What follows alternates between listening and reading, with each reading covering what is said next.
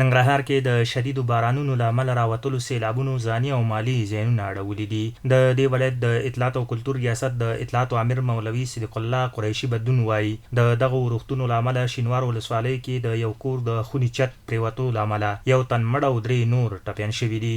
نن سهار وختي د ننګرهار ولایت په مرکز جلال آباد ښار او یو شمېره ولسوالیو کې ورښتونه شوي چې له بدبخته د دغو ورښتونو په پیله کې موږ 3 تنو هېوادوالو ته مرګ ژوبله اوښتې. د شینوار ولسوالۍ په مربوطاتو کې یوه مېرمن د کور د کوټې د چت پرېوتو له امله شهیده شوې او 3 تنه نور ټپیان دي.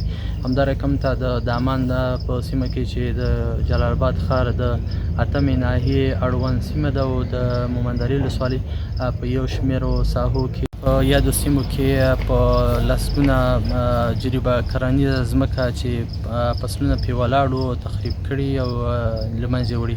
د قریشي په وینا د ولایتي ادارې او همکارو مؤسسو مسؤلین سیمې ته رسېدلي سروې پیل کړي چې راتلونکي د ورښتونو او سیلاب ځپلو سره مرستې وکړي.